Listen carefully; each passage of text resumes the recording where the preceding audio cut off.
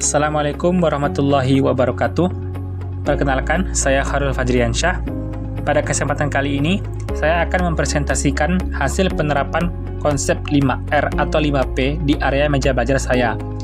Kegiatan ini merupakan bagian dari tugas mata kuliah etika profesi dengan tujuan untuk menerapkan budaya kerja yang teratur, bersih, dan produktif di lingkungan sekitar kita, termasuk di tempat meja belajar saya pribadi. Melalui penerapan prinsip 5R atau 5P ini, saya ingin menunjukkan bagaimana perubahan kecil di area meja belajar saya ternyata dapat memberikan dampak besar terhadap kenyamanan, konsentrasi, dan semangat belajar saya sehari-hari. Sebelum kita melihat bagaimana penerapan prinsip 5R atau 5P di area meja belajar saya, mari sama-sama kita pahami terlebih dahulu makna dari prinsip 5R atau 5P ini. Nah, jadi prinsip 5R atau 5P ini merupakan metode kerja asal Jepang yang terdiri dari ringkas atau pemilahan, rapi atau penataan, resik atau pembersihan, rawat atau pemantapan, dan rajin atau pembiasaan. Awalnya, prinsip 5R atau 5P ini diterapkan untuk menjaga keteraturan dan efisiensi kerja masyarakat Jepang yang terkenal sangat disiplin. Namun kini, prinsip 5R atau 5P ini telah menjadi filosofi universal yang membantu menciptakan lingkungan kerja dan belajar yang bersih, nyaman, dan produktif. Tidak hanya sekedar menata ruang kerja atau ruang belajar, prinsip 5R atau 5P ini juga mengajarkan kita bagaimana cara berpikir teratur, bertanggung jawab, peka terhadap hal-hal kecil di sekitar kita. Saat prinsip ini diterapkan, kita juga belajar bagaimana cara memanage waktu, menjaga kebersihan, dan membentuk konsistensi dalam kebiasaan yang tentunya positif. Tujuan utama dari prinsip 5R atau 5P ini adalah menciptakan tempat kerja atau area belajar yang tertib, efisien, dan nyaman, sehingga alur kerja kita menjadi lebih lancar, fokus kita meningkat, dan semangat belajar kita menjadi tumbuh. Jadi pada dasarnya, prinsip 5R atau 5P ini bukan hanya sekedar menjaga kebersihan area kerja atau belajar kita, tetapi juga melatih diri kita untuk menjadi lebih disiplin, tanggung jawab, serta membentuk kebiasaan positif dalam kehidupan sehari-hari. Sebelum saya menerapkan prinsip 5R atau 5P ini, kondisi meja belajar saya bisa dibilang cukup berantakan. Terdapat beberapa buku dan alat tulis yang bercampur, serta terdapat beberapa barang yang sebenarnya sudah tidak digunakan lagi, tapi masih saya biarkan di atas meja. Kondisi ini membuat saya seringkali kehilangan fokus, sulit mencari barang, dan merasa kurang nyaman ketika belajar atau mengerjakan tugas. Langsung saja kita masuk ke langkah pertama atau tahapan pertama dalam penerapan 5R atau 5P ini, yakni ringkas atau pemilahan. Tahapan ini menjadi dasar utama dari seluruh proses di mana kita diajak untuk meninjau kembali semua barang maupun peralatan yang ada di area kerja atau meja belajar kita. Setelah kita tinjau, kita pilih mana barang maupun peralatan yang benar-benar kita butuhkan dan mana yang tidak kita butuhkan lagi. Saya mulai dengan menelusuri setiap sudut meja belajar saya. Ada buku-buku lama maupun kertas catatan yang tidak terpakai, saya kumpulkan terlebih dahulu. Lalu saya pilih satu persatu mana buku-buku maupun kertas-kertas yang masih saya perlukan dan tidak saya perlukan lagi. Dari situ, saya sadar bahwa tahap ini bukan hanya sekedar mensortir barang atau memilah buku-buku maupun barang-barang, tetapi juga kita dapat membentuk pola pikir baru bahwa tidak semua barang yang kita miliki itu harus kita simpan. Kini, meja belajar saya hanya berisi hal-hal yang esensial atau penting saja. Hasilnya, area belajar saya menjadi lebih tertata dan saya dapat belajar dengan lebih fokus dan menyenangkan. Setelah saya mensortir buku-buku maupun peralatan yang tidak diperlukan, langkah berikutnya adalah rapi atau penataan.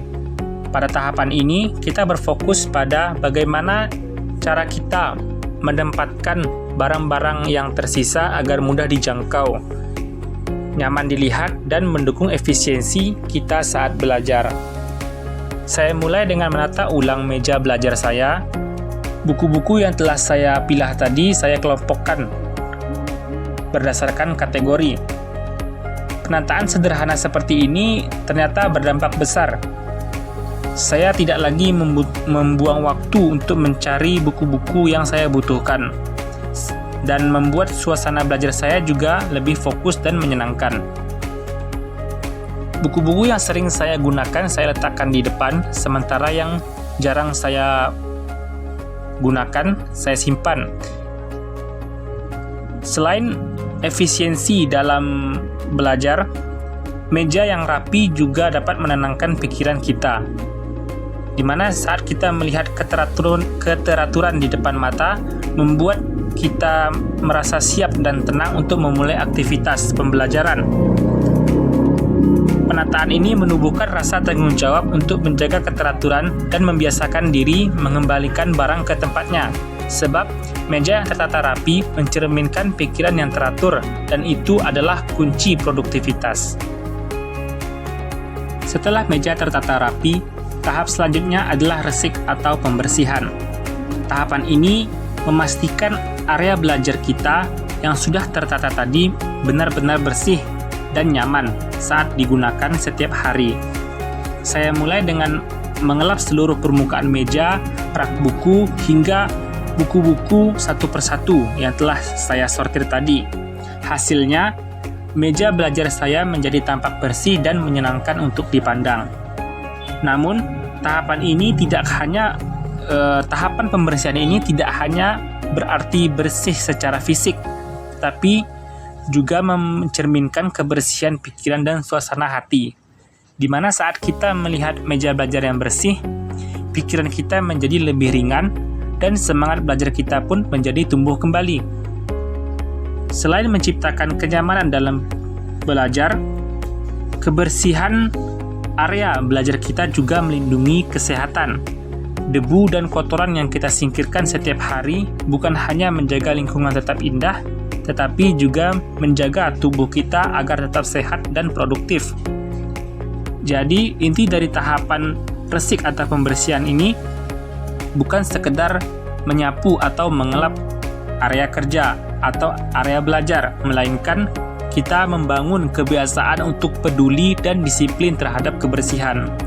Karena ruang yang bersih mencerminkan pikiran yang jernih, dan pikiran yang jernih adalah awal dari produktivitas yang berkelanjutan. Setelah tahap kebersihan berhasil kita jaga, tahap selanjutnya adalah rawat atau pemantapan. Tahapan ini menjadi jembatan antara usaha sesaat dan kebiasaan jangka panjang. Di sini fokusnya adalah bagaimana mempertahankan hasil kerja keras agar tetap konsisten setiap hari. Saya mulai dengan membuat sistem sederhana untuk menjaga keteraturan meja belajar, seperti menjadwalkan waktu setiap akhir pekan untuk mengecek kerapian, membersihkan area yang mulai berdebu, dan memastikan tidak ada barang maupun buku yang menumpuk. Melalui tahapan rawat atau pemantapan ini, saya belajar bahwa keteraturan tidak tercipta dari suatu tindakan yang besar, melainkan dari langkah kecil yang dilakukan secara terus-menerus. Karena itu, tahapan ini mengajarkan kita untuk lebih disiplin, tanggung jawab, dan kesadaran untuk menjaga hasil yang telah kita capai. Ada rasa puas tersendiri ketika kita melihat meja belajar kita tetap bersih dan rapi meski sering kita gunakan. Dari situ saya belajar bahwa merawat berarti menghargai proses.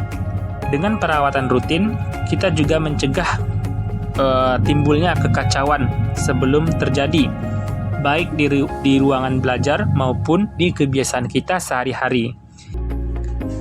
Setelah melalui tahap rawat atau pemantapan, langkah terakhir dalam penerapan 5R atau 5P ini adalah rajin atau pembiasaan.